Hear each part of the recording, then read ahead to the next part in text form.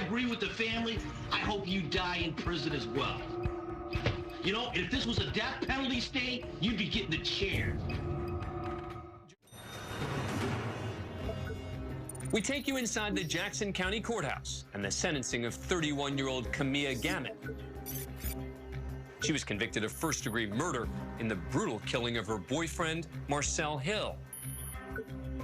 According to the evidence presented at trial, Gamet used a frying pan, a floor lamp, and a large knife, which she used to stab Hill a dozen times.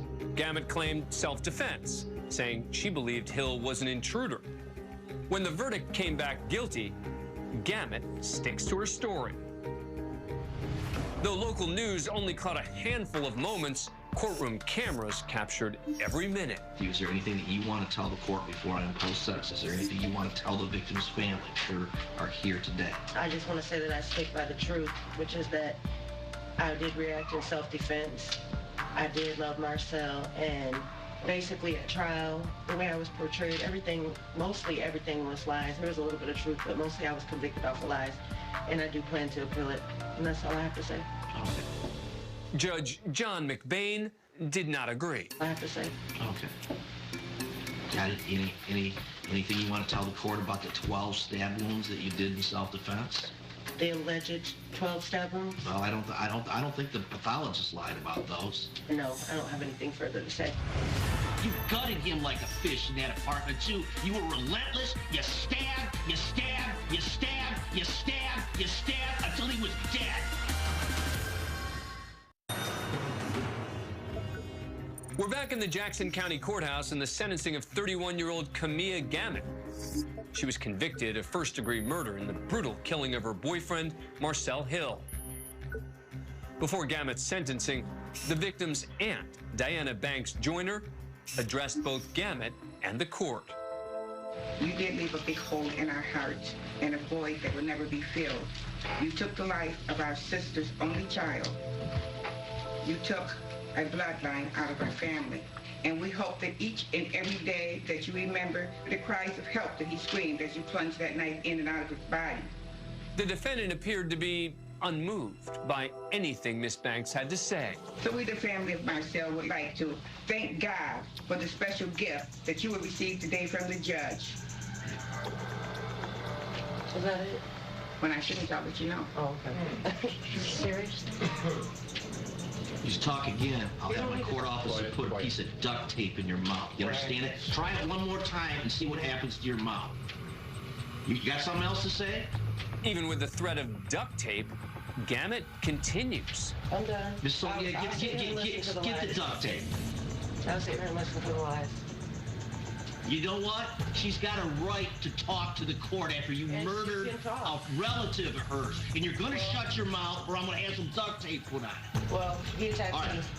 We'll wait here for a moment till we can get her quiet. While the judge waits for duct tape to arrive, he allows Banks to continue. Remember Marcel and the love you had for him as we ask God to teach us to learn to forgive you because there is no love. Amen.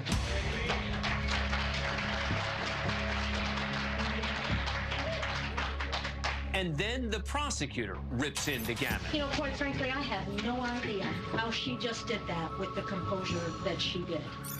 I thank God also that jury made the only right decision. And that is that today we have no choice but to send her where she will also die. But before it was all over, it was Judge McBain who had the last word. This is one of the worst cold-blooded murders I've seen in a long time. You end up ultimately hit him in the head so hard with a pan that you actually cave in the front of his skull, and then you stabbed him no less than 12 times. You gutted him like a fish in that apartment, too. You were relentless. You stabbed, you stabbed, you stabbed, you stabbed, you stabbed until he was dead. I agree with the family. I hope you die in prison as well. You know, if this was a death penalty state, you'd be getting the chair. Judge McBain sentenced Gamet to life in prison without the chance of parole. Joining me now is Judge John McBain. Thank you for coming on the show. Really appreciate it. Have you ever been this angry at a defendant in your courtroom before? I mean, I would probably have to say that I was as angry with her at that moment, especially when she attacked the aunt of the victim who was crying and was trying to make her plea on behalf of the family. For the special gift that you will receive today from the judge. Is that it? When I finish, I'll let you know. Oh, okay. Serious? So it's seeing the way that she treated the victim's family that really set you off. Oh, there's no question.